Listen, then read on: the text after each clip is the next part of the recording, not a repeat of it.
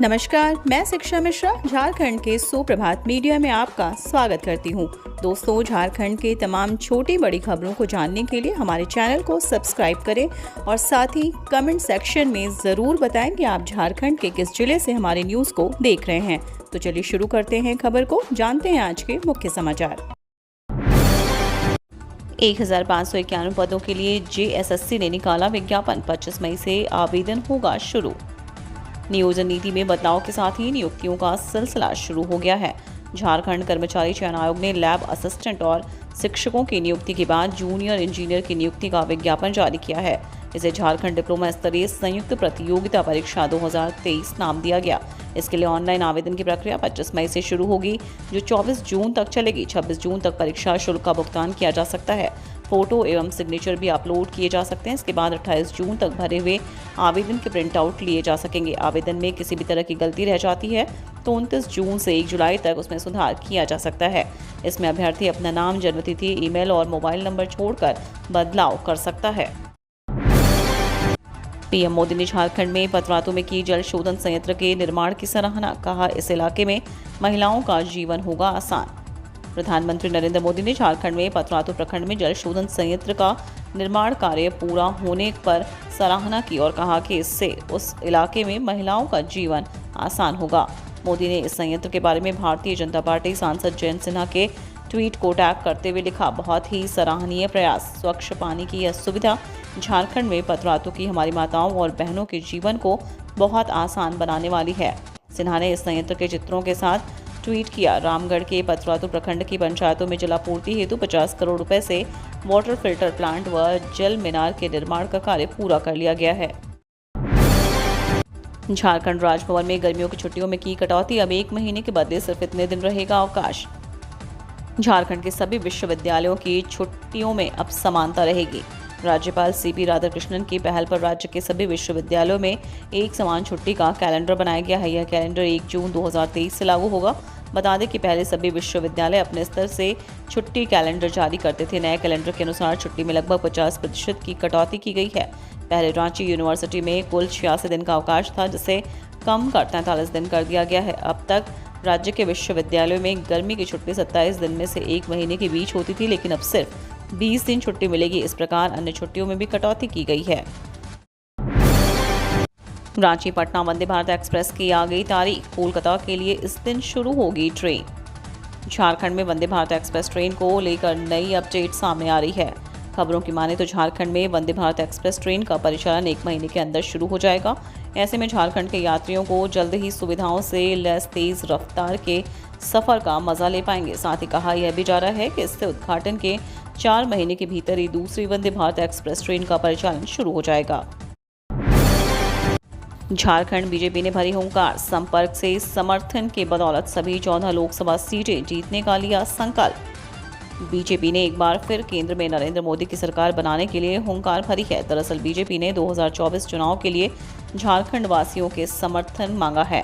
राजधानी में मंगलवार को हुई प्रदेश कार्य समिति की बैठक में पार्टी ने राज्य के सभी 14 लोकसभा सीटों को जीतने का संकल्प लिया। संपर्क में समर्थन का आह्वान करते हुए पार्टी 30 से 30 जून तक राज्य के सभी गांवों में महासंपर्क अभियान चलाएगी। कार्यकर्ता घर घर जाकर 9 सालों के मोदी सरकार की उपलब्धियां बताएंगे और समर्थन मांगेंगे। साथ ही राज्य सरकार के भ्रष्टाचार के किस्से भी सुनाएंगे। लोकसभा स्तर पर जनसभा होगी। बैठक में विधानसभा से बूथ स्तर तक के कार्यक्रम तक किए गए। बन्ना गुप्ता का बीजेपी पर निशाना, कहा बाबा की मदद से नैया पार करना चाहते हैं। बिहार के बाद झारखंड में भी बाबा बागेश्वर पर बयानबाजी जारी है।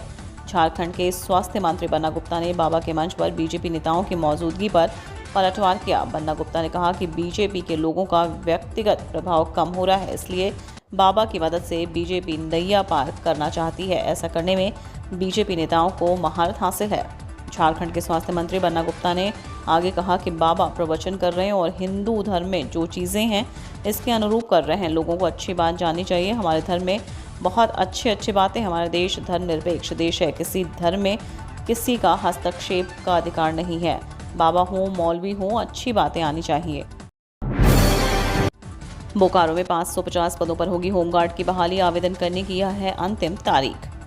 झारखंड के बोकारो जिले में जल्द शहरी और ग्रामीण क्षेत्रों के लिए गृह रक्षक पद के लिए बहाली होने वाली है। इसके लिए ऑनलाइन रजिस्ट्रेशन की सुविधा 29 मई 2023 से शुरू होगी। इच्छुक स्थानीय योग्य उम्मीदवार 12 जून की शाम 5 बजे तक आधिकारिक वेबसाइट पर जाकर 100 रुपये का शुल्क जमा कर आवेदन कर सकते हैं। गृह रक्षकों की भर्ती में नामांकन के लिए 50% महिलाओं के लिए सुरक्षित किए गए। इनमें कुल 553 पदों में 280 पद पुरुषों के लिए और 273 पद महिलाओं के लिए सुरक्षित हैं। झारखंड में देर से दस्तक देगा मानसून, लेकिन संताल में बारिश और ओला ने दी बड़ी राहत। झारखंड में कई इलाकों में गर्मी ने भले ही लोगों को परेशान कर रखा हो, लेकिन उप राजधानी दुमका में बुधवार को झमाझम बारिश हुई। बारिश के साथ साथ भारी ओलावृष्टि भी हुई।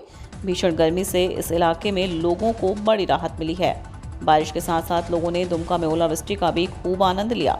मौसम विभाग ने पहले अलर्ट जारी कर चेतावनी दी थी कि पाकुड़, दुमका, गोड्डा जैसे इलाकों में अगले 1 से 3 घंटे में हल्के से मध्यम बारिश हो सकती है। संताल में हुई बारिश ने भले ही राहत दी हो, लेकिन मानसून के झारखंड में दस्तक देने के अभी समय लगेगा। रांची जमीन घोटाले मामले में निलंबित आईएएस छवि रंजन ने मांगी विशेष सुविधा। कोर्ट ने सुनाया ये फैसला। झारखंड के रांची में फर्जी कागजात पर जमीन की खरीद, बिक्री और मनी लॉन्ड्रिंग के मामले में निलंबित आईएएस छवि रंजन को मंगलवार को जेल भेज दिया गया। रिमांड अवधि खत्म होने के बाद मंगलवार को उन्हें ईडी की विशेष जज दिनेश राय की अदालत में पेश किया गया था।